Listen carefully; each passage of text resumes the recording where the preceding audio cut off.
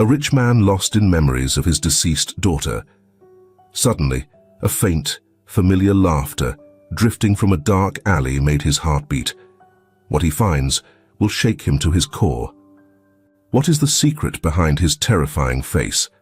Subscribe to the channel and follow the story below to join this haunting journey where past and present collide in unimaginable ways. The dense fog wrapped itself around Boston that night, cloaking the city in an eerie stillness. Gerald Griffin, a man nearing 70 with a head of silver hair and eyes shadowed by years of grief, walked slowly along the vacant streets. His expression was etched with sorrow. The wrinkles on his face told a story of pain, marking the years he'd spent grieving for his daughter, Anna, who had perished in a fire almost 10 years ago. The sadness clung to him like a heavy weight, a hurt that never dulled, no matter how much time passed. Every night, he took these solitary walks, as if the cool night air might somehow lessen his heartache. But tonight, something felt different. As he turned a familiar corner, he caught a sound, a gentle laugh floating through the fog. It was light, joyful, and cut through his heart, transporting him back to the days when Anna was young, laughing and dancing around him, free from worry. His heart began to race. That laugh couldn't be real. But there it was again, coming from an alley just a few steps away. Before he knew it, his feet were moving, carrying him toward the sound as his mind whirled in disbelief. In the dim alleyway, he peered through the fog and saw her. A small figure huddled in a doorway, shivering beneath the faint glow of a flickering streetlight. She looked to be around 8, with curly blonde hair spilling over her shoulders. She hugged her arms close, trembling. As Gerald drew nearer, the girl looked up, and his heart nearly stopped. Her face was uncannily familiar. Her wide eyes and delicate features were a reflection of Anna's. It was as though he were seeing his daughter once again. He staggered, clutching his chest as his mind spun. Was he dreaming, or had his grief finally unraveled him? But then the girl spoke. "Daddy," she whispered, her voice barely a breath, yet it hit him like a bolt of lightning. Gerald felt the ground shift beneath him, his chest tight as he struggled to comprehend, suspended between reality and an impossible dream. "Anna," he choked out, his hand shaking as he reached toward her. The little girl's eyes slowly drifted shut, her small frame folding to the ground, lifeless and still. "Hang on, sweetie," he whispered, kneeling beside her and gently lifting her into his arms. Her skin felt like ice, and her clothes were soaked with the evening's dampness. He slipped off his coat, wrapping it tightly around her, clutching her close, as though he feared she'd vanish if he loosened his grip. The air was thick and stifling, pressing down on him as he rushed back to his house, holding her like she was his last hope. Once inside, Gerald carefully laid her on the couch, studying her face, so eerily familiar. Her golden curls, soft as sunshine, framed her features just like Anna's. On her wrist was a simple old-fashioned bracelet that made his blood freeze. He knew that bracelet well. He'd given it to Anna on her 7th birthday. This couldn't be, but there it was.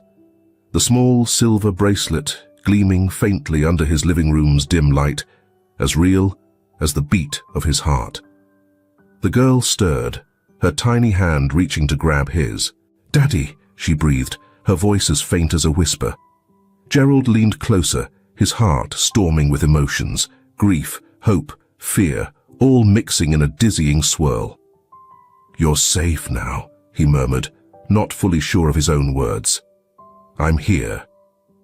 As the night stretched on, Gerald sat beside her, watching her sleep, his mind racing with questions. Who was she? How could this girl have Anna's face, Anna's voice, even Anna's bracelet? His heart ached, torn between joy and dread, each beat laden with the weight of years, filled with lost hope and unresolved questions. He watched her breathe, each gentle rise and fall of her chest like a fragile promise. But as the hours slipped away, an unsettling feeling crept in. There was something unearthly about her presence, something he couldn't quite explain. Shadows seemed to dance in the corners of the room, and a chill seeped through the house, burrowing deep into his bones. Then, just before dawn, her eyes slowly opened. She looked up at him, her gaze sending shivers down his spine. "Do you remember the fire, Daddy?" she asked softly, her voice laced with an innocence that made her words all the more haunting.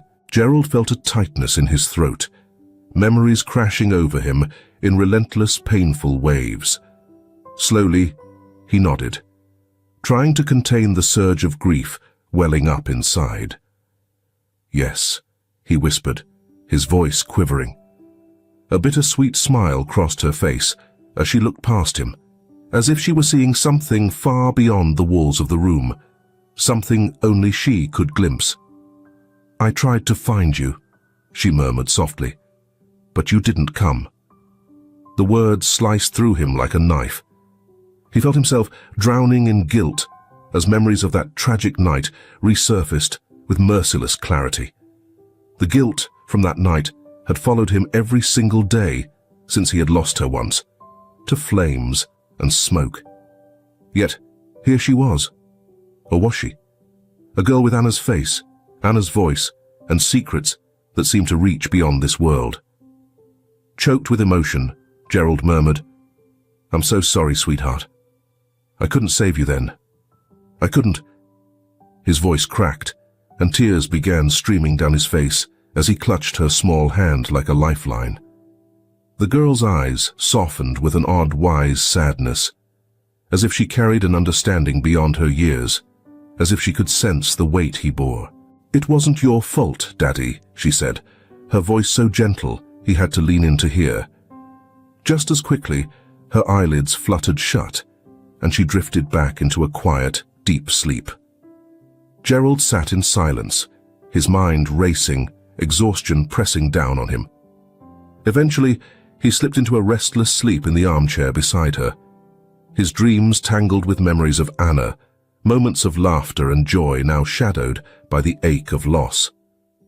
But among the memories, he saw something unsettling, a dark figure lingering at the edges, a mysterious presence watching from afar. He woke with a start, the first light of dawn casting shadows across the room. There she was, lying on the couch, her tiny chest rising and falling with each fragile breath. For a moment, a wave of relief washed over him. She was real. She was here. But as he looked closer, his heart stopped. Beside her on the floor lay a small, crumpled piece of paper, as if it had slipped from her hand in the night. He reached down, his hands trembling, and unfolded it. The handwriting was unmistakable, elegant and familiar, the script of his late wife. The words on the paper sent a chill through his bones. Gerald's hands trembled as he gripped the note, feeling an icy shiver ripple through him. "Keep her safe. She's all we have left." The words echoed in his mind, filling him with a confusion that bordered on terror. Who was this girl, and why did it feel like a voice from his lost family was calling out to him from the shadows of the past? As dawn shifted to a cold, foggy morning, Gerald studied the sleeping girl. She lay curled up beneath his coat, her small form huddled on the couch, as early morning light painted long shadows across the room. The familiar handwriting on the note, his late wife's, stirred memories and an ache deep within.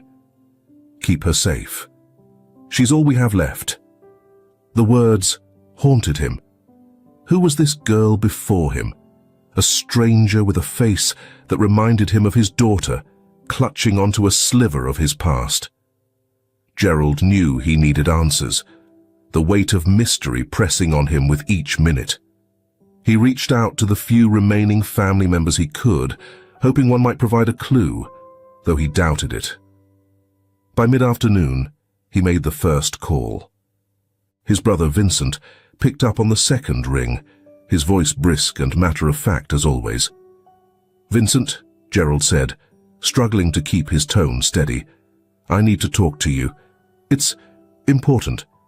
Can you come over? Something's happened, and I can't make sense of it." A long pause followed before Vincent spoke. "Gerald, is this about Anna again?" The impatience in his voice cut deep, but Gerald pressed on. "Please, just come. I'll explain when you get here." Vincent finally agreed, promising he'd arrive within the hour. Gerald hung up, glancing over at the girl. He had begun calling her Julia, a name that somehow felt right, though strange on his lips. She was still asleep, her breathing soft, a bracelet clutched tightly to her chest. An hour later, Vincent walked in, his face a mixture of wariness and irritation. His gaze drifted to Julia, confusion flickering in his eyes before his expression grew cold, his gaze settling back on Gerald with a guarded intensity. "Is this why you brought me here?" Vincent asked, pointing toward the child fast asleep on the couch. "Gerald, this girl, she looks like—" He hesitated, disbelief clear in his eyes. "Yes," Gerald replied softly, the reality of his own words feeling strange. "She looks exactly like Anna." Vincent shook his head, frustration twisting his face. "Gerald, you need to let this go. Anna is gone. She's been gone for years, and clinging to these illusions, it's not doing you any good. You're seeing things that aren't real." Gerald's shoulders sagged, his brother's words hitting him hard. "She knew things, Vincent," he whispered, voice rough with desperation. "Things only Anna would know. She even called me Daddy." "Gerald," Vincent interrupted, his voice sharp, almost cutting. "You've always let grief swallow you up. This might just be your mind playing tricks. Can't you see that?" The room fell silent, and a cold, heavy sadness settled in Gerald's chest. He glanced from his brother to the girl lying peacefully on the couch, her face soft and innocent in her sleep. Vincent didn't understand. No one could. How could they? None of them had lost a child. They hadn't lived with the unending guilt of wondering if they could have done something, anything, to prevent it. With one last look of disapproval, Vincent muttered, "I think you need real help, Gerald." And with that, he left, the door closing with a quiet but final click. As the sound faded, Gerald felt more isolated than ever. He looked around the room, its walls seemingly pressing in on him, and realized how distant and cold his world had become. They didn't understand. None of them did. They hadn't felt the raw, relentless ache of losing a child, or the desperate hope that maybe, just maybe, something miraculous could restore a piece of what he'd lost. Later that night, he reached out to Austin, his oldest friend, hoping he'd understand, or at least listen. When Austin arrived, he greeted Gerald with a worried look, his eyes kind as they took in Gerald's worn expression. Gerald poured out the whole story, everything about the girl's uncanny resemblance to Anna, the bracelet, the note, her knowing gaze, and the secrets she seemed to carry. Austin listened quietly, his sympathetic silence providing a comfort Gerald hadn't realized he needed so deeply. As the story progressed, Gerald's gaze grew distant, his forehead creasing with worry. "Gerald," Austin began gently, placing a firm hand on his friend's shoulder. "I know how much Anna meant to you. Losing her shattered you. Sometimes the heart holds tight to what it can't bear to release. Are you certain this isn't just your mind's way of, well, holding on to her?" Gerald's response was barely audible. "I held her, Austin. I held her in my arms, and she called me Daddy. How can that just be in my head?" Austin exhaled deeply, casting a glance toward Julia, who was stirring awake.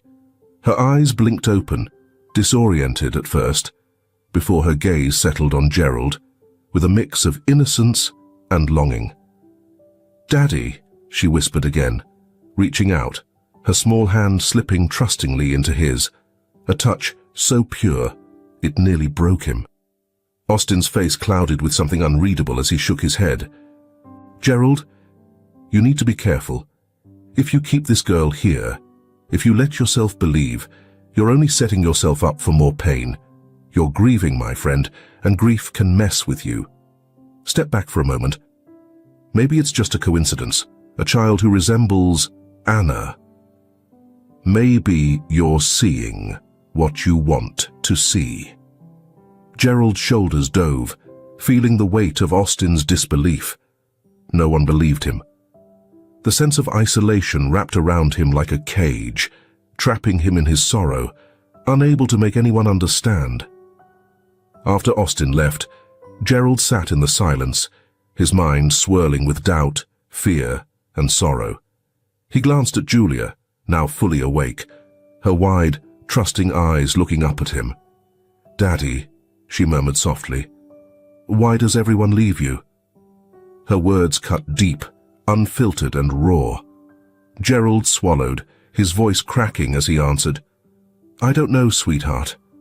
I just don't know." As the night wore on, Julia clung to him, her tiny fingers wrapped around his hand like he was her lifeline in an immense, empty world. Even as he held her close, Gerald felt his hope slipping away, torn between the desire to believe and the painful reality pressing down on him. Suddenly, Julia's face contorted in pain, her small body beginning to tremble. "Daddy, I feel so cold," she murmured, her voice thin and fragile, sending a jolt of fear through Gerald. Gerald quickly draped his coat around her, his heart pounding, with an instinctive need to protect her. As he reached for the blanket on the couch, something unusual caught his eye. A shadow hovered at the room's edge, dark and menacing, before disappearing in an instant. A chill washed over him, as if some unseen presence had just slipped away, leaving a bone-chilling cold behind. He stared at the empty space, heart pounding, as Julia whimpered softly by his side. In the days that followed, Gerald was lost in a cloud of confusion, feeling as if he were trapped in a waking nightmare filled with questions no one could answer. Boston's dense fog seemed to seep into his bones as he wandered through his quiet home, each room echoing with memories. Only Julia's presence gave him a sense of purpose, but even that felt precarious. Like it could break at any moment, Julia had grown distant, often sitting by the window, her gaze fixed far beyond, lost in her thoughts. She was so young, so fragile. Gerald's heart ached for her, feeling both protective and haunted, as if he were grieving and guarding her at the same time. He couldn't shake the small voice within him, whispering that she might be his Anna, something of her, somehow. It terrified him, yet he clung to the hope it sparked. One chilly morning, Gerald found a note slipped under his door. It was from Dr. Mason, his long-time family doctor from his early years in Boston, a man he had once trusted deeply. The note was brief, suggesting Dr. Mason might have some insights into what Gerald was experiencing. The doctor invited him for a private meeting in the afternoon. Gerald, though hesitant, longed for some clarity, a glimmer of understanding, anything to unravel the mysteries surrounding Julia. That afternoon he arrived at the clinic. Gerald was torn between anxiety and relief as he entered the office. The quiet space had walls painted in soft, calming shades of blue and white. Dr. Mason welcomed him with a warm smile, yet there was an unease in the doctor's gaze that Gerald couldn't quite pinpoint. They shared a few pleasantries before Gerald began speaking about Julia, his words pouring out as if he were trying to catch up with a reality that kept slipping away. Dr. Mason listened intently, his expression calm and unreadable, as Gerald recounted the unsettling events, the uncanny likeness, the bracelet, details only Anna would recognize. And then he mentioned the note written in his late wife's handwriting, a message that filled him with both solace and fear. Keep her safe. She's all we have left. Dr. Mason stayed silent, leaning forward, his hands folded, contemplating Gerald's words. After a pause, he spoke gently. Gerald, his voice low and steady. I have no doubt that what you've gone through feels incredibly real. But grief has a way of influencing our minds in ways we don't entirely understand. Sometimes, memories reshape themselves during times of loss. Gerald's heart felt heavy. He wanted to argue, to insist that this wasn't just about grief or memories, but Dr. Mason's steady, unwavering gaze unsettled him, dimming his hope. Almost as if sensing Gerald's hesitation, Dr. Mason's expression softened. There's something else, Gerald. Something I didn't plan on sharing, unless I thought it necessary. Dr. Mason opened a drawer and took out a worn, faded notebook. This belonged to your late wife. Gerald's heart raced as he accepted the notebook, his hands trembling. He hadn't known this existed or that she had kept anything so private. Opening it, he scanned the first few pages, recognizing his wife's familiar looping handwriting. She had written about her memories, her reflections, her anxieties, but as he continued reading, his eyes widened. She had written about a child, a little girl she had seen in her dreams long before Anna was born. A child who bore a striking resemblance to Anna. His wife had been haunted by visions of this girl. Before Gerald ever met her, there were signs, a hint of destiny, a foreboding that this child might one day arrive in their lives during a dark time. Gerald looked up at Dr. Mason, his hands slackening as the notebook slipped away. His thoughts swirled, trying to process the reality that his wife had somehow foreseen something, someone, long before they ever had Anna. Was it even possible? Could Julia be tied to this secret vision his wife had written about? As Gerald tried to make sense of it, he noticed a shift in Dr. Mason's expression. Dr. Mason laid a firm hand on Gerald's shoulder, his voice adopting a calm, almost soothing tone. Gerald, he began, I want to help. And I think the best way to do that is by setting up care for Julia. She needs real support. I believe that if you let me bring in specialists, both you and Julia could get the help you need. A wave of nausea crept over Gerald. What? You're talking about taking her away? The very idea was unbearable. His only purpose now was to protect Julia, even if he didn't fully understand the mystery surrounding her. Dr. Mason's face stayed neutral, perhaps too neutral, as he nodded slightly. Gerald, think about what's best for both of you. We can give her a safe place, where she'll have the care she needs from people who are trained for this, he continued. Gerald's anger rose, raw and powerful. His chest tightened as he stood, his voice trembling with resolve. No, he said, shaking his head. No one's taking her from me. I won't let you, Mason. I thought you understood. Dr. Mason's expression turned hard, his tone colder.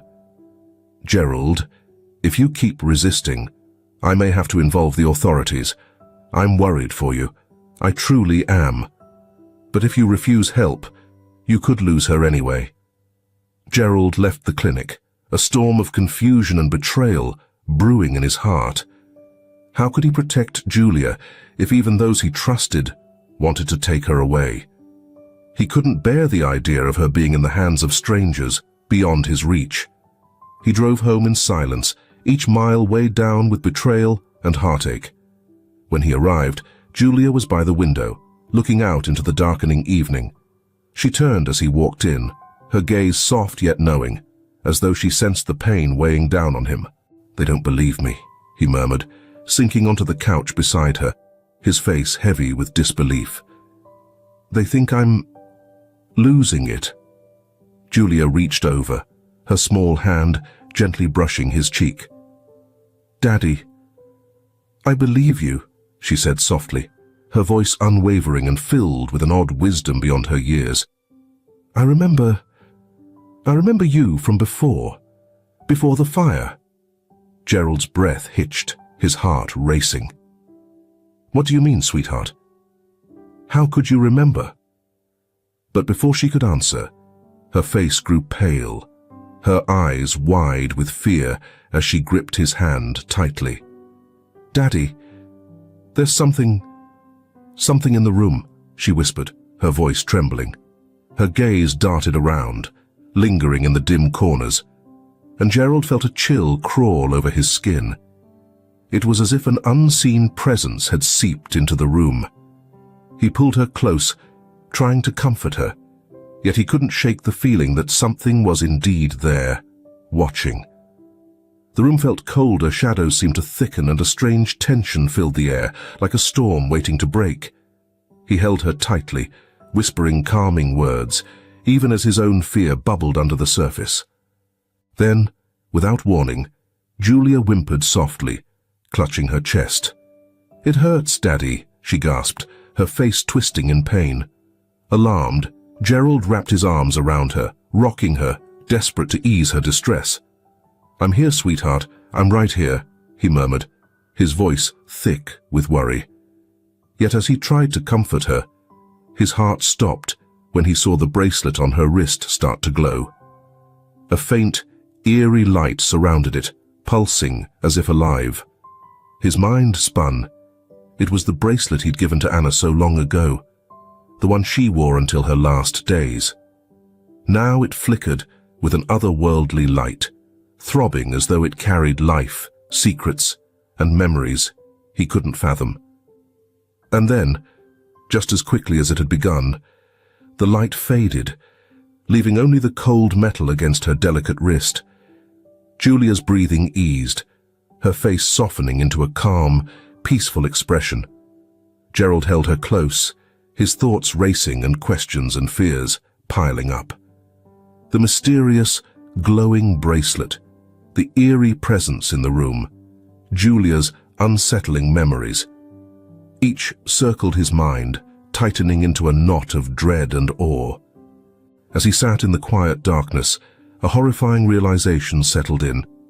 Whatever was happening to Julia, whatever link she held to Anna, wasn't over, not by a long shot.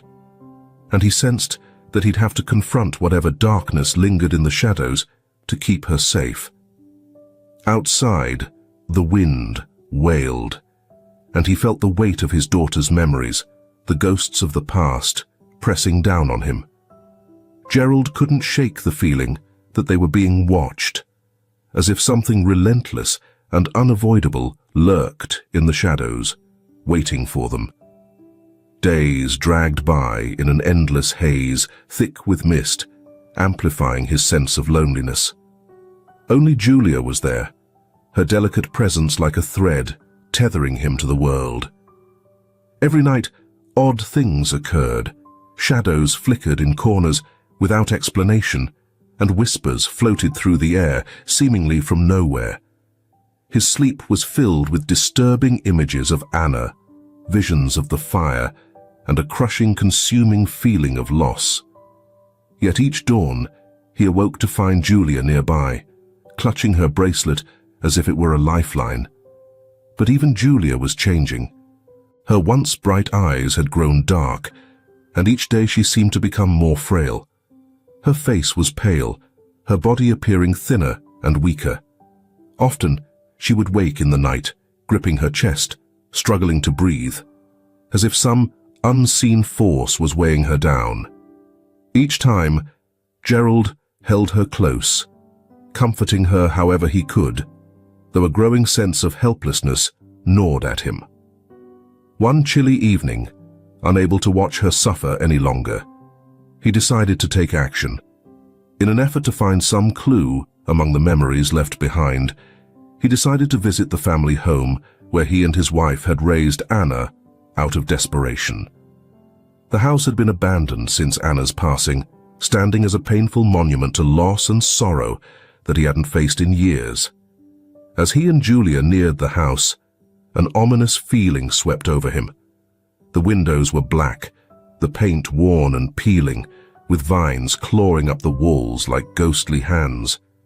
He could almost hear echoes of the past, the laughter that once filled the rooms, the warmth of family dinners, bedtime stories, and those quiet, cherished moments with Anna and his wife.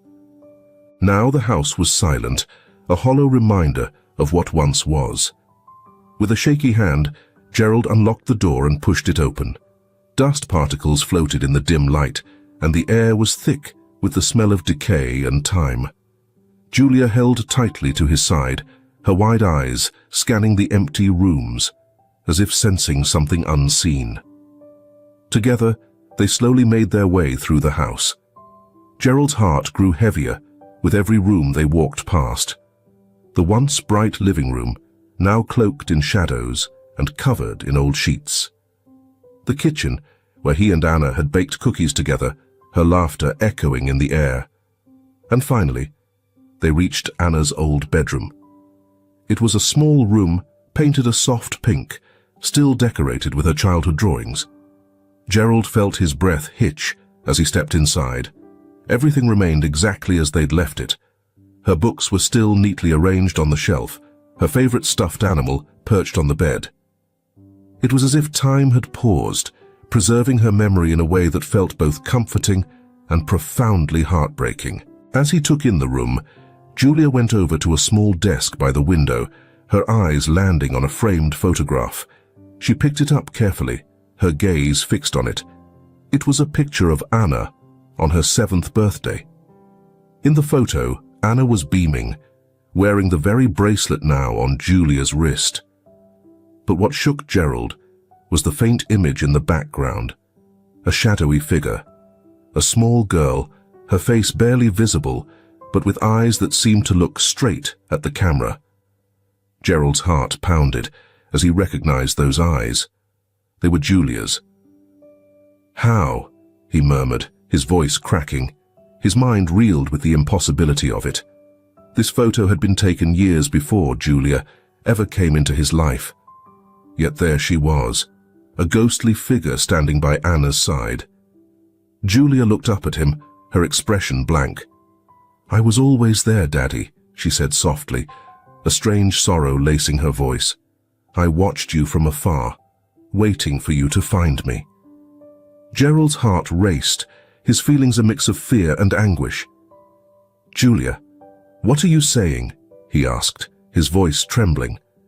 She shook her head slowly, as if the answer was too painful to put into words. "I don't remember everything," she whispered, barely audible. "But I remember feeling lost, like I didn't belong anywhere. Then I found you." Gerald knelt beside her, clasping her small hands in his. "Julia, no matter what, you're safe with me," he said firmly, his voice unsteady. "We'll face this together." But as he spoke, something shifted in the corner of his eye. A shadow, just outside the window, dark and elusive. Gerald turned quickly, his heart pounding. But it was gone. Only his and Julia's faint reflections remained in the glass. Still, the chilling feeling lingered, as if something unseen was watching, waiting. Suddenly, Julia's small hand tightened around his. "Daddy, I'm cold again," she whispered, her voice trembling with fear. Her face had turned a ghostly white, her lips shaded pale blue, and her body quaked uncontrollably. His heart raced as he held her close, trying to warm her up, leading her through the stillness of the house. But with every step, it felt as though the walls were pressing in, memories and shadows encircling them.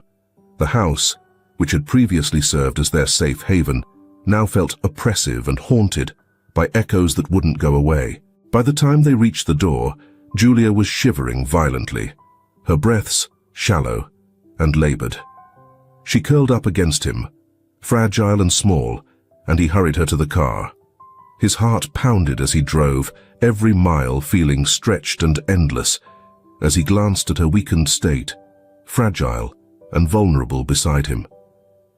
When they finally got back, he carried her into the house, gently placing her on the couch. She looked up at him, eyes filled with a deep sadness, wise beyond her years.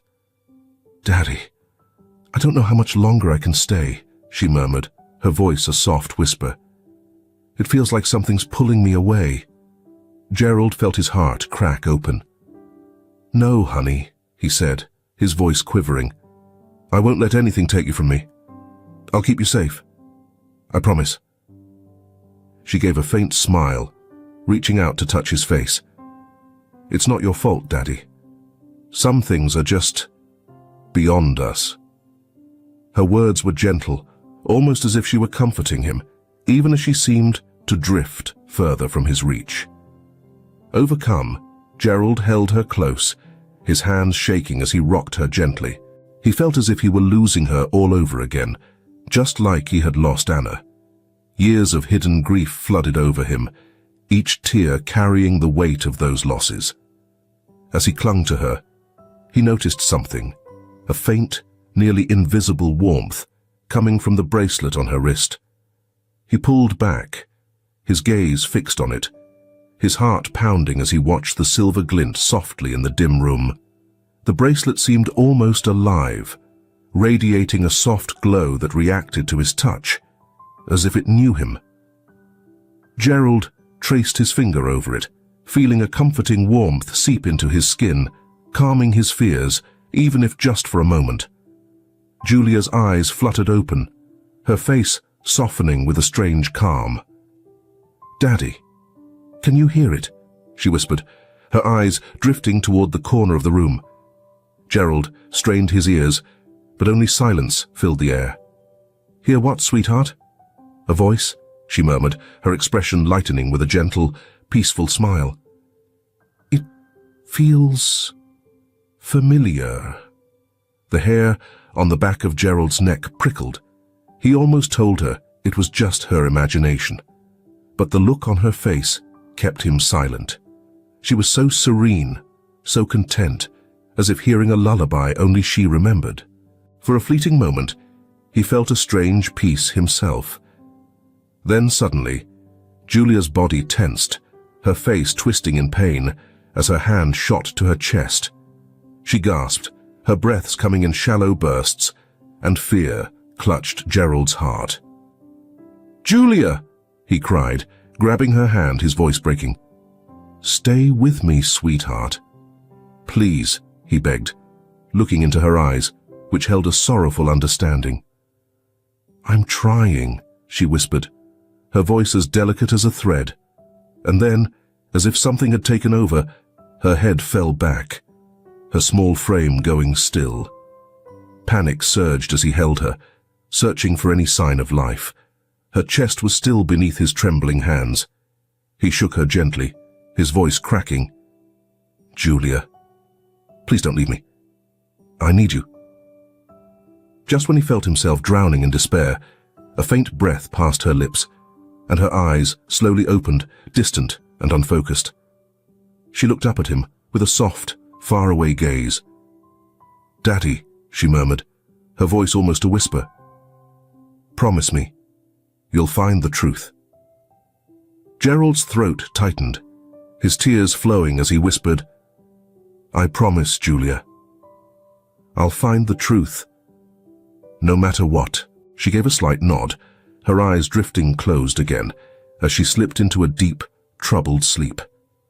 Gerald stayed by her side, his heart torn between relief and dread, knowing that whatever dark forces plagued her weren't finished.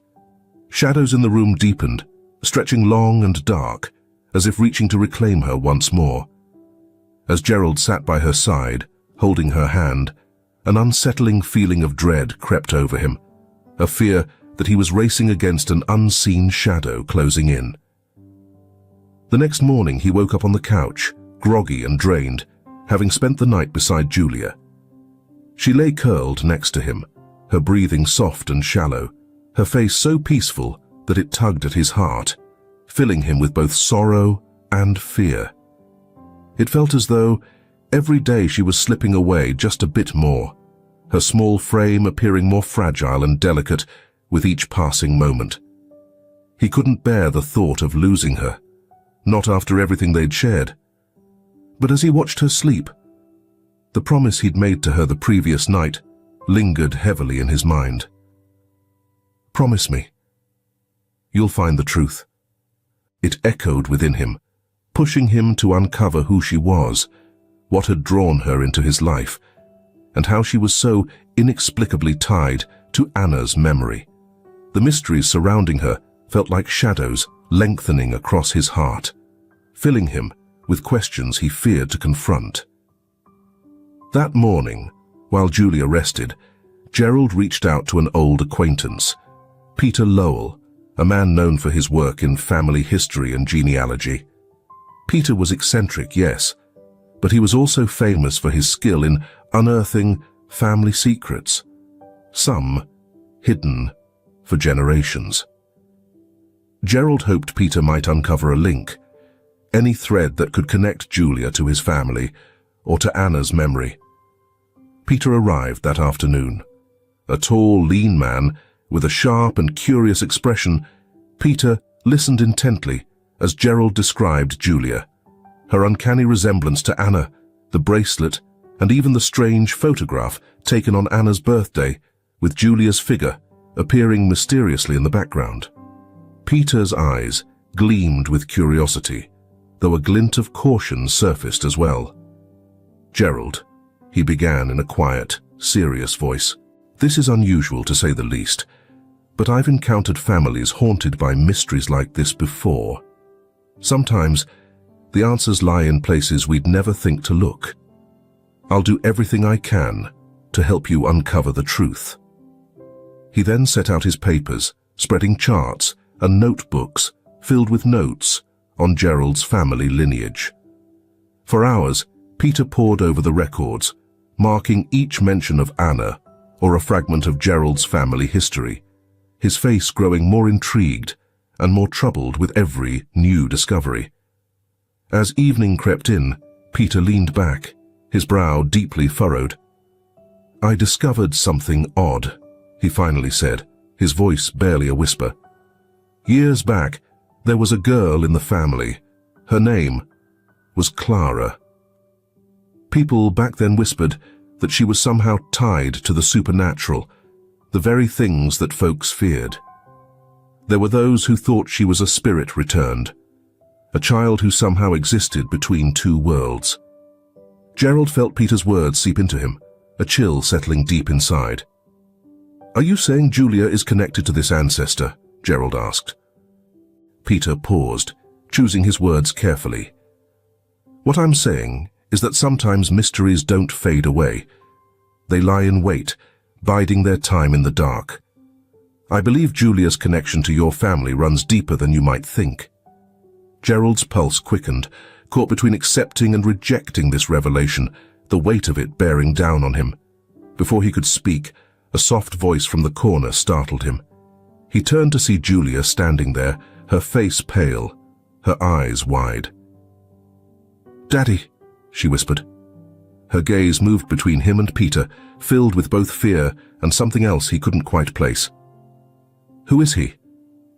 Gerald walked to her, kneeling and gently taking her hands. "Sweetheart, this is Peter. He's here to help us find some answers, to understand where you came from, why you're here." Julia's expression darkened, her face growing distant. "You don't believe me," she said, pulling her hands back. "You think I'm just some mystery to figure out." Her words sliced through him. "No, Julia. I do believe you. I just want to help." But her face remained hard, her small form tense. "Maybe you don't really believe in me at all," she whispered, turning and retreating into the shadows. Gerald watched her leave, his heart heavy, a pang of guilt twisting inside him. All he'd wanted was to protect her, to find a way to save her. But now he realized he might have made her feel like a riddle to solve, instead of the daughter he had vowed to love. Peter cleared his throat, his expression serious. "Gerald," he said softly, "I think this goes beyond what's written on any document. I suggest speaking with someone who understands these things better. I know a woman, an old friend, who has experience with cases like this." Though the thought unsettled him, Gerald reluctantly agreed. He felt there was no other option. The idea of losing Julia to the mysterious shadows that seemed to hover around her was unbearable. The following day, Peter arranged a meeting for Gerald and Julia with a woman named Cheryl Carter, whose very presence was wrapped in mystery. Gerald had no idea what awaited him as he and Julia approached Cheryl's quaint, remote house, just beyond town. Towering, twisted trees loomed over the place, and a dense mist hugged the ground, making everything feel still and heavy. The house itself looked aged and worn, with ivy creeping up its walls and windows that seemed to watch them with a quiet, unsettling awareness. Cheryl appeared at the doorway, her long silver hair cascading down her back, and her gaze was sharp, almost piercing. Her eyes met Julia's with a look both curious and cautious, as though she could see through Julia's innocent appearance into something darker that lingered beneath. After a few formal greetings, Cheryl invited them in. She directed her focus on Julia, studying her in a way that left Gerald feeling uneasy. "So, you're the girl who shouldn't be here," Cheryl said, quietly, her voice soft, yet strangely unsettling. Julia looked up at her, a trace of fear flickering in her eyes. "I don't understand. Why shouldn't I be here?" Cheryl's expression softened slightly, her voice carrying a hint of sadness. "Sometimes, little one, spirits are called back before their time. They remain, lost, searching for something they couldn't take with them, or someone." Gerald felt his chest tighten as he took in her words, his mind racing. "Are you saying that Julia... she's here because of Anna?" he asked, his voice barely more than a whisper. Cheryl looked at him with deep understanding in her eyes. "I'm saying there's a bond here, one that exists beyond time and place. Sometimes love crosses over, connecting two souls in ways we may never fully comprehend." Gerald's heart pounded as he felt caught between awe and fear. He looked down at Julia, who was close to tears, her small hands beginning to tremble. "Daddy," she whispered, her voice shaking. "If I'm here because of Anna, does that mean I'm not real?" Gerald's heart broke at her words. "No, sweetheart, you're real. You're here with me. That's all that matters." Cheryl nodded slowly, her expression grave. "But you need to understand, Gerald, there are powers involved here that go beyond anything you can control. If Julia is here because of something unresolved, it could take her away from you. And there's only one way to keep her here." Gerald leaned in, his voice filled with desperation. "Tell me, I'll do anything," Gerald pleaded. Cheryl's expression turned somber. "You need to find peace with what happened, Gerald. It's time to let go of the guilt you've held on to for Anna's death. Unresolved pain can linger like a shadow, drawing spirits near. As long as you're trapped in this sorrow, Julia may never find freedom." A wave of helplessness hit Gerald. How could he even begin to release the guilt, the weight that had defined his life for so long? How could he let go of the sadness that seemed to cling to her too? Yet in that moment, he realized he had to try. Cheryl placed a gentle hand on his shoulder. "If you truly want to save her, Gerald, you'll need to open yourself to real healing." That evening, Gerald and Julia returned home, their silence heavy with unspoken words. Gerald tried to speak to comfort her, but each word felt empty and hollow. Deep into the night, he awoke to find Julia missing from her bed. Panic rose in him as he frantically searched the house, calling her name, his voice trembling in the darkness. Finally, he found her in Anna's old room, standing by the window, bathed in the gentle glow of moonlight. "Julia," he whispered as he stepped closer. "What are you doing in here?" She turned slowly, her face pale, her eyes filled with unshed tears. "I think it's time for me to go, Daddy," she murmured, her voice a mere whisper. Gerald's heart shattered as he knelt beside her, clutching her small hands tightly. "No, Julia, don't say that. You're safe here. We'll find a way to keep you here." But she only shook her head, a sad smile touching her lips. "You're holding on too tight, Daddy. I can feel it. And it's hurting me." His world seemed to crumble, his very soul tearing apart. "How can I let go, Julia?" he choked out, his voice thick with tears. "You're all I have left." She touched his cheek, her small hand warm against his skin. "You have to try, Daddy," she whispered, her voice carrying wisdom beyond her years. "For me." As her words sank in, Gerald felt a bittersweet acceptance wash over him, blending with a sorrow deeper than anything he had ever known. He held her close, feeling the weight of the years, the loss, the pain, all pouring out in his tears.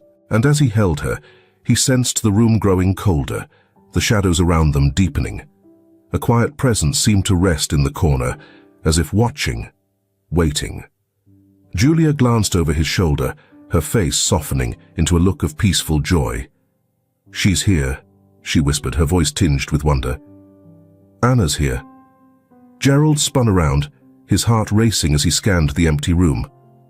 But there was nothing, only shadows, and a dark emptiness stretching endlessly before him. As he held Julia close, he suddenly felt her slip away, her small figure melting into the shadows, leaving him kneeling alone in the cold, empty space. The silence that followed was deep, an unbroken void that swallowed him whole, filling him with a grief beyond comprehension. Yet in that silence, there was something else, something gentle and warm, like the lightest touch of a hand on his shoulder, a whisper of calm. In that instant, Gerald realized his journey wasn't over. The truth he sought was still out there, hidden within those shadows, and he would uncover it, no matter the cost. In the days after Julia vanished, Gerald was left drifting in a haze of confusion and sorrow. His home felt colder, emptier, each room echoing memories that refused to leave him in peace. He moved like a ghost through the house, haunted by Julia's final words. "You have to let go, Daddy. For me." But the thought of letting go, of severing his last ties to both Anna and Julia, filled him with despair. As he sank deeper into his grief, another thought lingered, haunting him like a distant echo. Julia had seen Anna. She had sensed her presence. Desperate for answers, Gerald retraced old paths, driving down familiar roads he hadn't traveled in years. Without Julia, life felt hollow, yet he was propelled by one final, all-consuming need to uncover the truth, to make sense of the unimaginable events that had shattered his world. One afternoon, he found himself at a park where he had often taken Anna as a child. It was deserted. The playground stood still, the swing swaying softly in the breeze. Gerald sat on a bench, staring at the empty swings, waves of memories crashing over him. He closed his eyes, feeling the echo of Anna's laughter, her small hand in his, the warmth of those fleeting moments that now seemed like distant dreams. "Gerald," a voice pulled him back to reality, and he looked up to see a figure standing a few feet away. For a moment, his heart skipped with recognition. He found himself doubting his own mind, thinking it might be Julia, or perhaps even Anna. But as the person came closer, he recognized a face he hadn't seen in ages. A woman from his past. "Grace," he whispered, his voice laced with shock. Grace had been a dear friend of his late wife, almost like family at one point. She'd left Boston many years ago, shortly after Anna's passing, and he hadn't heard from her since. Slowly, Grace approached, her face softened by a blend of sympathy and concern. "I heard about Julia," she murmured, her tone quiet. "I came as soon as I could." Her words sent a shiver through him, and he found himself wondering how she could even know about Julia. Since Julia had appeared, he hadn't shared anything with anyone beyond his close circle. How do you know about Julia?" he asked, barely managing to speak above a whisper. Grace paused, a look crossing her face that he couldn't quite read. "Gerald, I need to tell you something," she said gently, gesturing for him to sit down on the bench. He complied, and she took a seat next to him, her hands twisting together in a nervous gesture. "There's something I never told you about Anna. Or about your wife," she began, her voice heavy with regret. "When your wife was young, she had an experience. She said she'd been visited by a spirit, a young girl who claimed to have some connection to her. She never fully understood it, but felt that this spirit was watching over her, like a guardian of sorts." Gerald listened, his heart pounding as memories of his wife's journal surfaced in his mind, the one where she'd written about seeing a mysterious girl in her dreams. Grace's voice shook as she continued. "When Anna was born, your wife grew fearful. She believed the spirit had returned, but she couldn't tell if it was there to protect or to harm. She was conflicted, Gerald." Grace's words weighed heavy, and Gerald could feel a tightness in his chest. "Are you saying you think Julia is that spirit? That she's somehow connected to this?" Grace nodded slowly, her eyes searching his. "Gerald, I think Julia is part of something larger than us, something we may never understand. I believe she appeared because your grief, your longing, somehow brought her back." Gerald clenched his hands, anger and sorrow stirring within him as he grappled with the implications of Grace's words. He recalled the countless nights he spent wide awake, overwhelmed by confusion and fear. The fear of losing Julia after already enduring the loss of Anna. And now, realizing that Julia's presence was tied to his own unresolved grief and his inability to release the past. It felt like a harsh twist of fate. Grace gently rested her hand on his shoulder, her eyes brimming with empathy. "Gerald, I know you loved Anna, and I know losing her tore you apart. But maybe, just maybe, Julia was sent to help you heal. Perhaps she was a bridge, a way for you to find peace with what's happened." He shook his head, the pain feeling raw and immediate. "How can I find peace? Grace, I've lost everything. I lost Anna and then I lost Julia." Grace took his hand, her voice soft. "Gerald, sometimes we have to release the ones we love, not because we want to, but because holding on keeps both them and us locked in pain. If you truly love Anna and Julia, you have to let them find rest. And maybe you'll find rest too."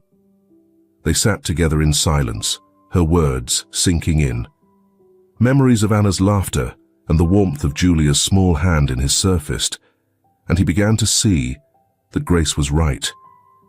His love had kept him clinging to memories and pain, binding Julia to him in a way that had only deepened his sorrow. At last, he looked up at Grace, his voice strained. "How do I let go, Grace? How do I say goodbye to them?" She offered a sad smile, her eyes filled with understanding. "Sometimes saying goodbye doesn't mean forgetting. It's about releasing them with love, knowing that they'll always be a part of you. Maybe it's time you visit Anna's grave, Gerald. Take Julia's bracelet and give them both the peace they deserve." With a new quiet determination, mingled with deep sorrow, Gerald left the park. He drove to the cemetery, clutching the bracelet, feeling its warmth in his hand. His fingers traced the delicate details of the silver charm he'd given Anna years before. He walked slowly, each step stirring memories, until he finally stood before Anna's grave, feeling the weight of the years he had carried his grief alone. He closed his eyes, picturing Anna's smiling face, her laughter, and the happiness she had brought him. Then he saw Julia's face, her gentle gaze, the way she had called him Daddy, with such trust, as if he were her true father.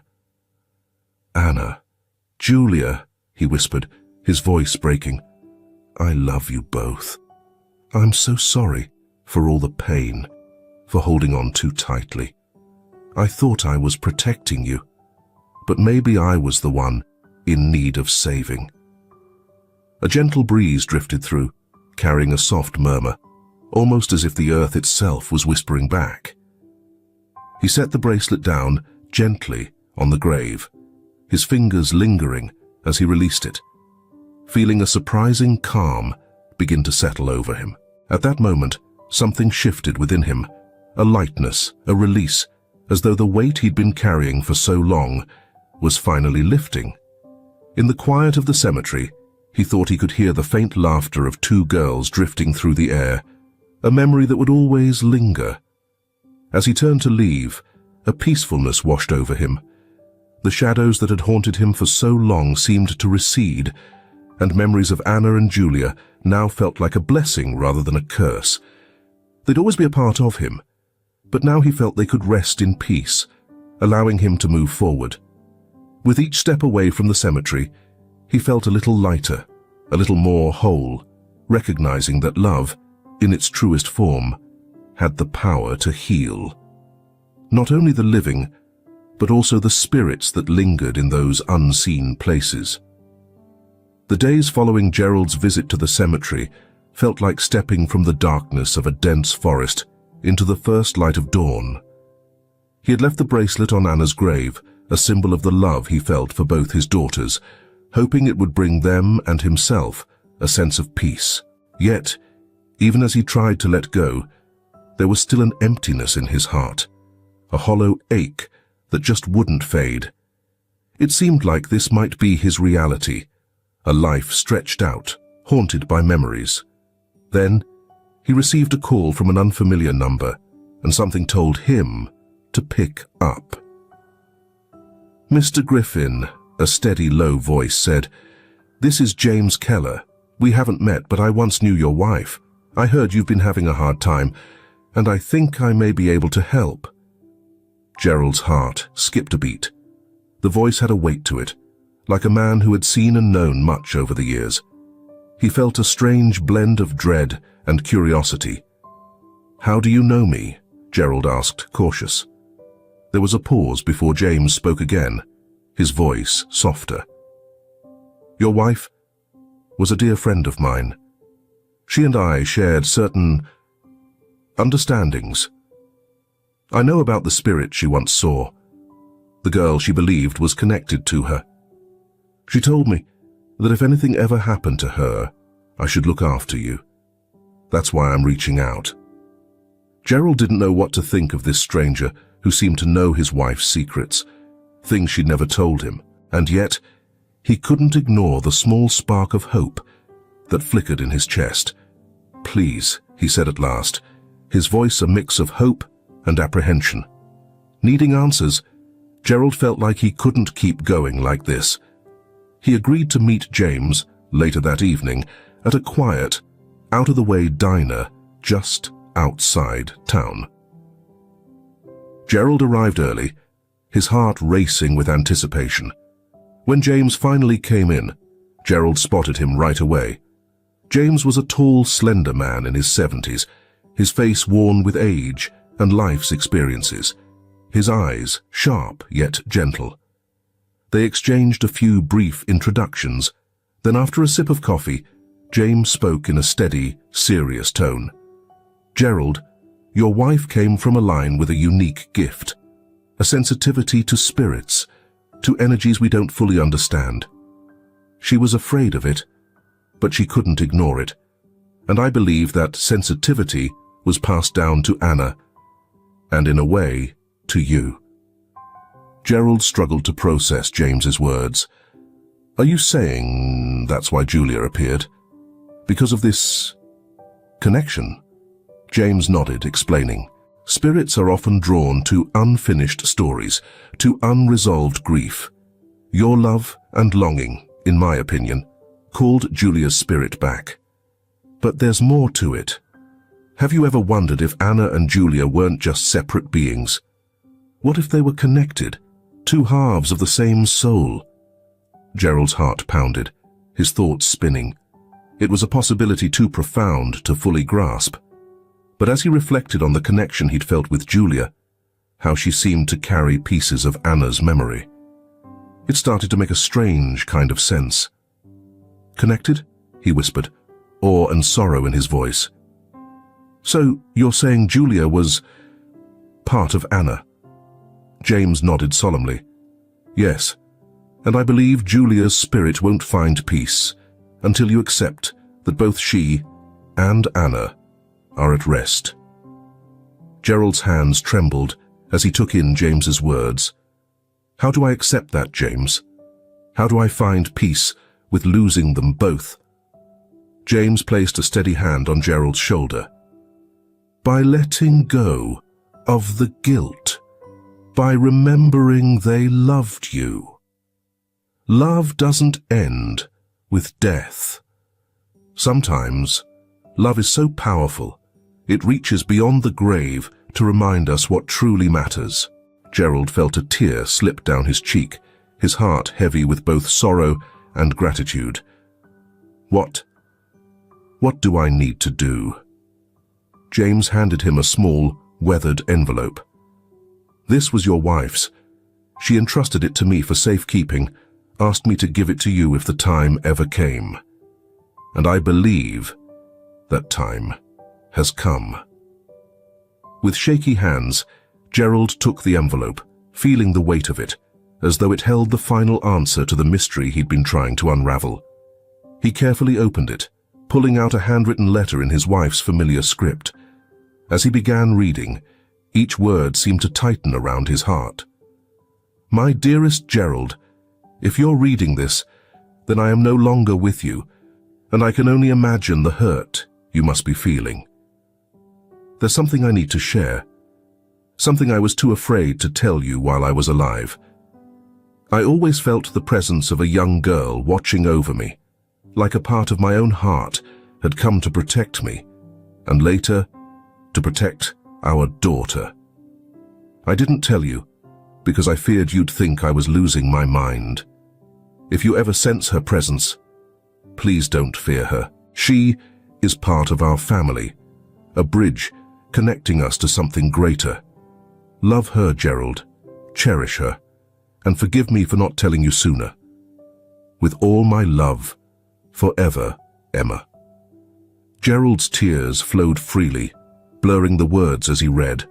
All the years he'd spent grieving, asking questions, trying to cope with the losses of both Anna and Julia. It suddenly made sense in a way he'd never imagined. Emma had felt it too, this presence that went beyond life and death, holding their family together. James spoke softly, his voice filled with understanding. Gerald, Julia came to you because you needed her, but also because she needed you. And now, it's time for you both to find peace. Gerald nodded, feeling a strange calm settle over him, even as his heart felt heavy.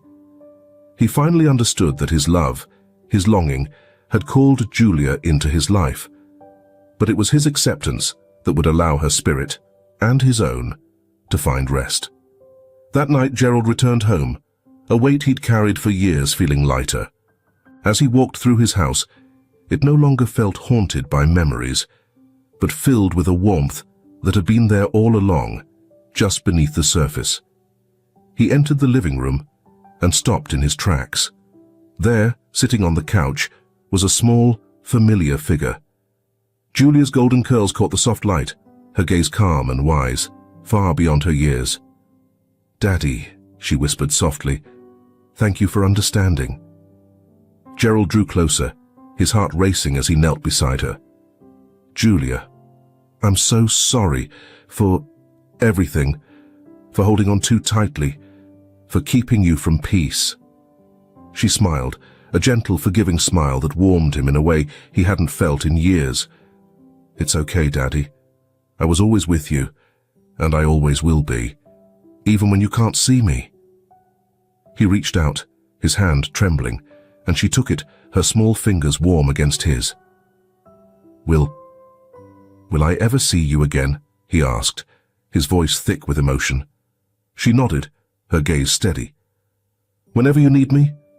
Love doesn't end, Daddy. It just changes." As she spoke, she began to fade, her form growing fainter, like morning mist. Gerald held her hand until he felt only air, her presence slipping away, leaving him with a deep, aching peace. The room was quiet, and the shadows no longer felt ominous, but comforting, filled with memories and love that had defined his life.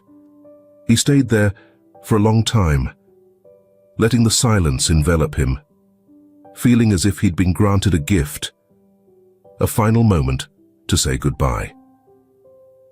As the dawn's light streamed through the windows, casting a soft glow over the room, Gerald closed his eyes, a gentle smile on his lips. He knew in his heart that both Anna and Julia were finally at rest, and he, at last, had found the peace he had been searching for. In the days that followed, Gerald began living with a new sense of purpose. He visited the park, watching children play, and hearing faint echoes of Anna and Julia's laughter in the breeze. He reconnected with old friends, sharing memories of his daughters, and finding comfort in spaces once filled with grief. Despite the fact that he never saw Julia again, she was always with him, a warmth, a whisper, a reminder that love knows no boundaries of space or time. He knew, deep down, that his daughters were with him, their spirits woven into his, guiding him toward a future he could now face with strength and serenity. For the first time in years, Gerald felt truly alive. As he moved through his days, he carried the certainty that he was never alone. He had found the truth, and in doing so, he had found himself whole and healed, ready to embrace whatever lay ahead. Gerald's newfound peace was delicate, like the first griffin shoots of spring after a long winter. Each day, he felt lighter, his heart unburdened, though the memories still lingered, like shadows just beyond his view. He had come to see Julia's presence as both a blessing and a mystery. Yet he sensed that there was one final truth still waiting, a deeper piece of the story he had yet to uncover. One morning, as he sat at his kitchen table, sipping coffee and looking out the window, a knock at the door made him jump. His heart quickened. Visitors were a rare occurrence these days, and he certainly wasn't expecting anyone. When he opened the door, he found a young woman standing there, her face pale and serious, her gaze sharp and steady. "Mr. Griffin?" she asked, her voice gentle but firm. "My name is Marianne. I'm here about Julia." Hearing Julia's name from the mouth of a stranger hit him like a shockwave, and Gerald felt his knees go a little weak. He gestured for her to come in, inviting her to take a seat. Though his mind raced with questions he was almost too afraid to ask. Who was she? How did she know about Julia? Marianne glanced around the room, her eyes lingering on the remnants of his past, old photos, keepsakes from a life haunted by loss. Finally, she turned to him, her expression shadowed by an emotion he couldn't quite read. "I don't really know how to say this," she began, twisting her hands in her lap. "But I've been searching for answers too. Before my grandmother passed, she told me stories about a girl with golden curls who seemed to be caught between worlds. She always mentioned a bracelet, a piece of jewelry she believed belonged to a girl named Anna. My grandmother thought the spirit of this girl was reaching out, asking for help." Gerald's heart thudded painfully as he listened, each word pulling him back to memories of Julia and the bracelet he'd left on Anna's grave. He tried to keep his voice steady, but the weight of buried emotions made it tremble. What does this mean? He managed, barely above a whisper. Why are you telling me this? Marianne leaned in, her gaze unwavering. I found a letter my grandmother left behind, and it mentioned you, Mr. Griffin. She said that if I ever felt a calling, if I ever saw visions, I was to find you. She believed our families are connected, that there's a link between this world and the next. Gerald's head swam as her words sank. He had always sensed there was something beyond explanation about Julia, something anchored in the past. But he had never imagined another family might be involved. This young woman, with her determined eyes and quiet strength, seemed like the missing key to a long-standing mystery. You're saying your grandmother saw Julia? He asked, struggling to keep his voice calm. Marianne nodded. Not just Julia. She believed she glimpsed both her and Anna. I know it sounds strange, but she thought they were somehow intertwined. Two halves of one spirit, bound by something neither could control, something that's been there for generations. Gerald felt a chill as Marianne's words took hold, the weight of her revelation pressing down on him. He had always sensed that Julia was more than a memory, more than just a ghost lingering from his past. The idea that she might be tied to him by a connection stretching across lifetimes stirred both wonder and fear within him. Marianne paused before speaking again, her voice soft. Mr. Griffin, my grandmother believed there was a way to set them free. She called it the last rite, a ritual of release. She said as long as your grief clung to them, they would never truly rest. Gerald felt his chest tighten. He thought he had moved on from his grief, that he had come to terms with the memories of his daughters.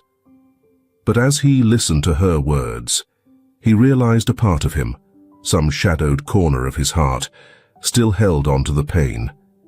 He hadn't fully let go, because letting go would mean facing the emptiness and loneliness that would follow. Marianne reached into her bag and pulled out a small, well-worn book. This belonged to my grandmother, she said. It contains instructions for the last rite, a way to fully release grief and give their spirits the peace they deserve. Gerald took the book from her, feeling its age in his hands. The leather was soft, worn from years of use, and the pages held notes written in a delicate, looping script. The ritual it described was ancient, meant to truly release grief. As he read, a wave of fear washed over him. The ritual required him to return to the place of their final goodbye, the cemetery where he had left Anna's bracelet. There, in the silence of the graveyard, he would have to speak the words of release, recognizing not only his love, but his readiness to live without them. Marianne placed a comforting hand on his arm.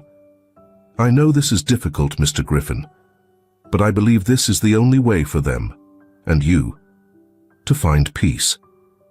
Gerald looked up, his vision blurred by tears. It feels like I'm losing them all over again, he whispered, his voice heavy with sorrow. She gave him a sad smile, her gaze warm with empathy. Sometimes, to truly love, we have to let go completely.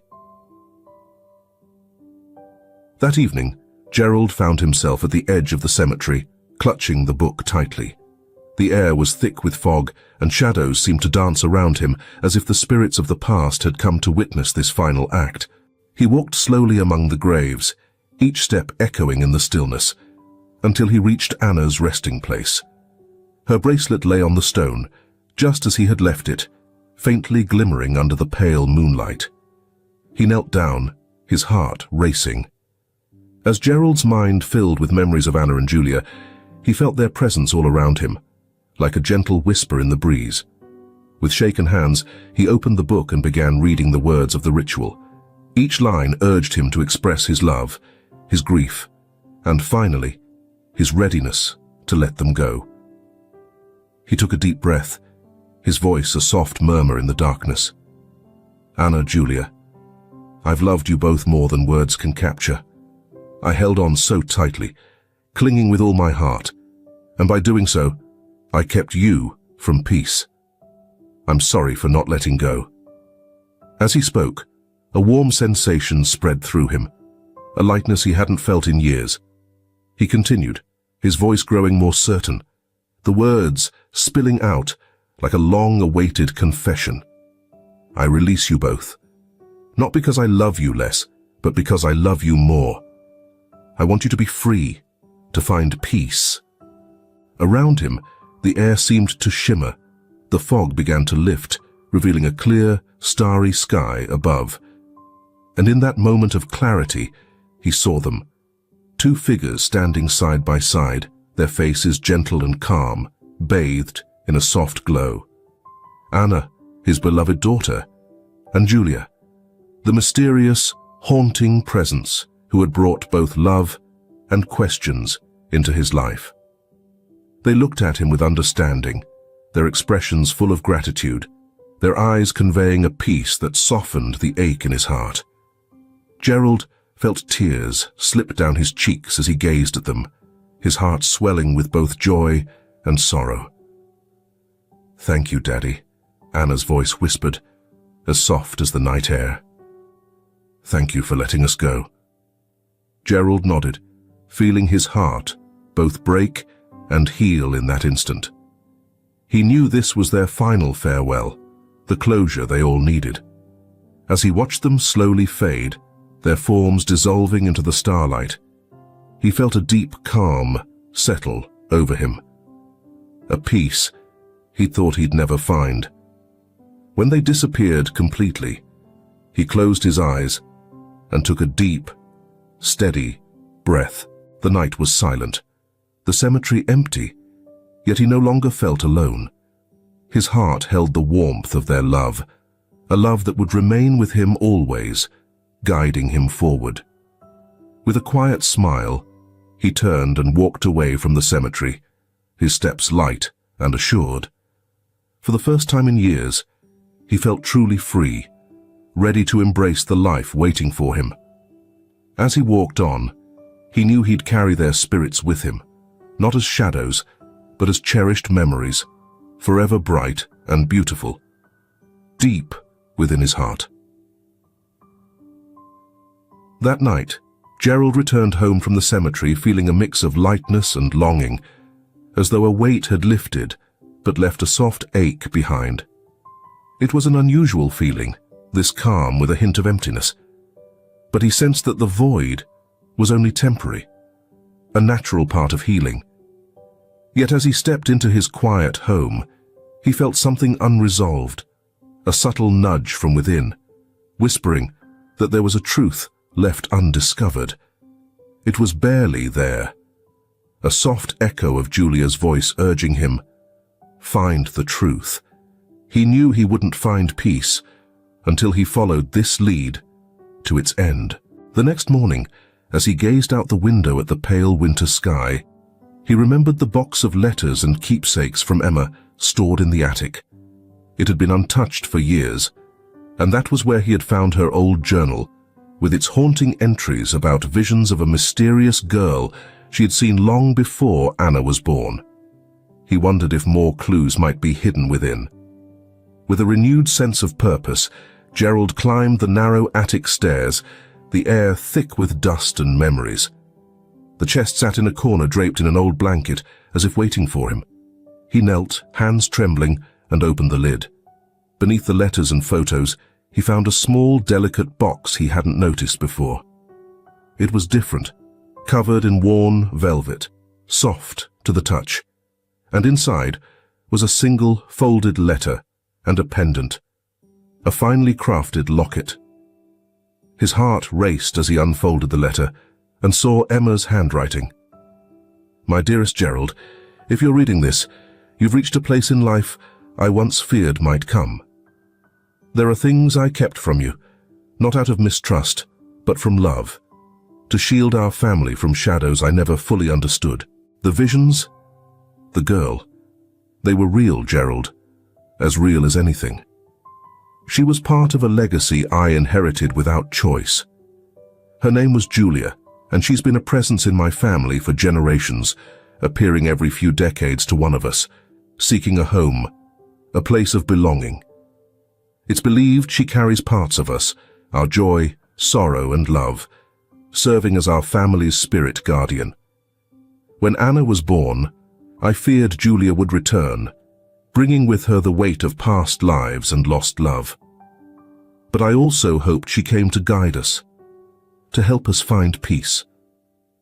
And when we lost Anna, I knew Julia had reached out to you, offering a gift passed down long before our time. I kept it with the hope it would one day find its way back to her or to you, a reminder that our love never dies. It only changes form. If you're reading this, Gerald, remember that love endures. Let it guide you as you go forward. I will always be with you in every breath, every memory, every whisper of our story. Yours forever, Emma. Gerald's hands trembled as he finished reading the letter, his vision clouded with tears. He gently touched the locket, feeling the chill of the metal slowly warm beneath his fingertips. It was a simple yet beautiful piece, with a small engraved flower. Anna, he realized. As he held it, he felt like he was holding a part of Julia, along with pieces of Emma and Anna, all bound together by this delicate token of love. In that moment, he understood that Julia wasn't just a distant figure from Emma's past. She had been part of their family for generations, quietly watching over them. The feeling of finally uncovering this connection filled him with an overwhelming sense of belonging, as if he had pieced together the final part of a lifelong puzzle. Julia hadn't been a stranger, nor a mere memory. She was family, a spirit of love and protection passed down across time. She was tied to them, not only by his sorrow, but by a love that transcended generations. Sitting there with the locket in his hand, Gerald felt a warmth radiate through his chest, a feeling of completeness he had never known before. It was as though Emma, Anna, and Julia were all right there beside him, wrapping him in a love that was eternal. That night, as he lay in bed, he sensed his family's presence all around him, filling the room with a comforting warmth. In the quiet moments before sleep, he could almost hear a faint, familiar sound. Anna's laughter, soft and pure, like a distant melody. Then, Emma's voice echoed gently in his mind, filled with love. "You found her, Gerald. You found the truth, and now we can all be at peace."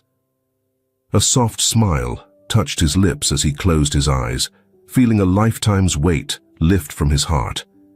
He knew he would never truly be alone. They would always be with him, woven into his memories, his very soul. And as he drifted off, he sensed a light touch on his shoulder, like Julia herself bidding him good night, a final farewell whispered in the quiet. The next morning, Gerald woke with a calm he hadn't felt in years. A quiet joy and a sense of completion had taken the place of the emptiness that had once filled him. Slowly, he rose and walked to the window, where the sunlight poured in, filling the room with a warm golden light. Looking out over the city, everything seemed clearer, brighter, and more alive. He understood now that love was the force connecting him to Emma, to Anna, and to Julia, a force that would guide him forward toward a life he could finally embrace. He spent the morning flipping through old photographs, revisiting memories of his family with a heart filled not with sadness, but with gratitude. It felt like a gift, a chance to carry them with him in a way that healed instead of hurt. Later that afternoon, he went to the park, where he had once walked with Anna as a child.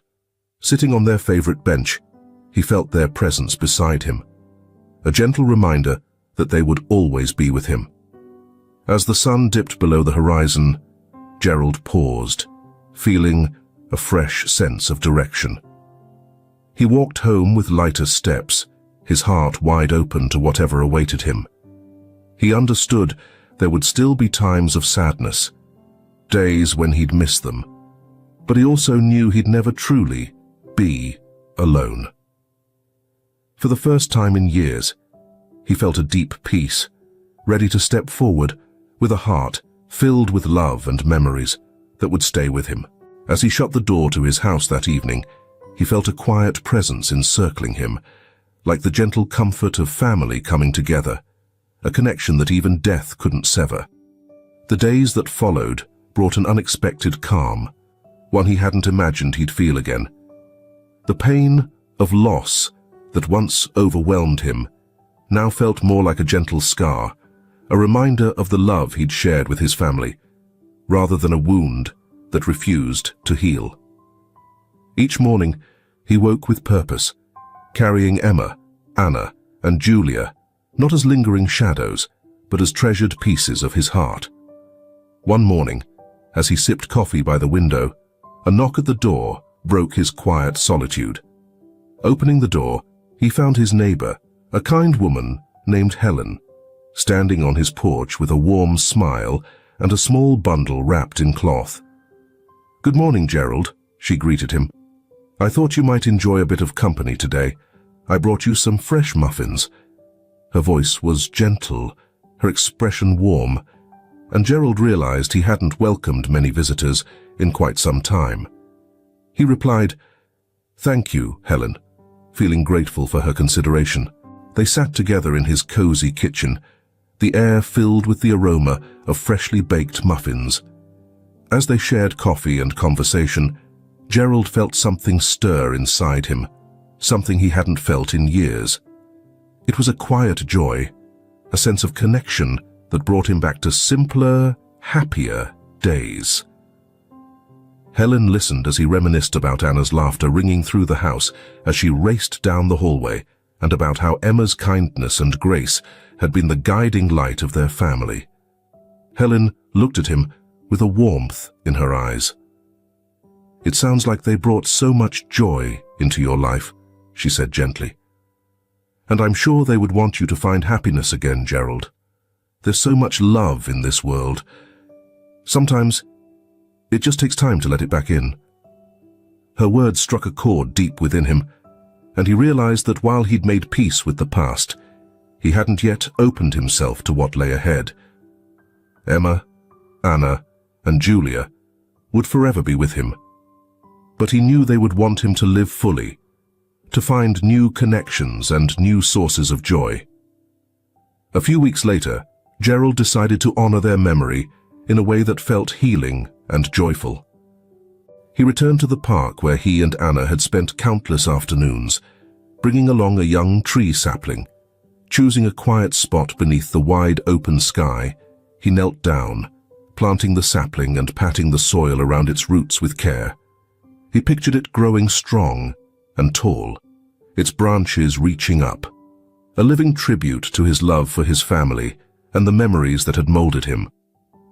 As he knelt there, the sun warmed his face and a gentle breeze brushed by, rustling the leaves as if whispering a message. In that moment, he felt their presence more vividly than ever, filling him with a deep, indescribable peace. He remained there for a long while, gazing at the sapling standing firmly in the earth, a symbol of all he had come to understand. When he finally stood up to leave, his eyes caught a glimmer at the base of the tree. There lay a small pendant, sparkling in the sunlight, a locket, identical to the one he'd left behind in Emma's belongings. He picked it up, turning it over in his hand, feeling an undeniable sense that this was their final gift to him, a quiet reminder that they would always be close by. Gerald touched the locket hanging around his neck, feeling its familiar weight pressing gently against his chest. This small, quiet keepsake held their love, a silent reminder that he carried close to his heart. In the weeks that followed, Gerald opened himself to new connections. He started volunteering at the local community center, sharing his stories and insights with the younger crowd, who were drawn to his kindness and wisdom. He rekindled friendships with old acquaintances and found himself spending more time with Helen, a companionship that gradually blossomed into something deeper, something beautiful, reminding him of the warmth of true companionship. Through these new connections, Gerald felt his heart expand, realizing that the love he once feared would fade was now growing, interweaving with his love for Emma, Anna, and Julia. He understood now that love wasn't confined by time. It grew, stretching out like the branches of the young tree he'd planted, sinking roots deeper with each relationship he nurtured. One bright spring morning, Gerald returned to the park where his sapling had begun to bloom, delicate griffin leaves opening to the gentle breeze. He sat beneath its budding branches, feeling a sense of accomplishment and gratitude, knowing he'd found a way to honor his family's memory while stepping into the future. Sitting in the sun-dappled shade, he felt a familiar warmth, a peaceful presence filling him, as if Emma, Anna, and Julia were right there with him. In the laughter of the nearby children, in each gust of wind, and in the quiet moments of gratitude in his heart. With eyes closed, he whispered a promise to them. "I'll live fully with all the love you gave me, and I'll carry you with me, always." In that moment, he felt complete, as if every step of his journey had brought him to this place, a life rich with love, both past and present. He was ready now, ready to live each day with an open heart, knowing he was never truly alone. Rising from the tree's shade, Gerald walked forward into the sunlight, wrapped in the memory of all he had loved. A quiet, constant presence leading him into whatever lay ahead. Thank you so much for watching. Be sure to check out the next video, and don't forget to subscribe and click the notification bell so you never miss out on a new story. Thanks again, and see you next time.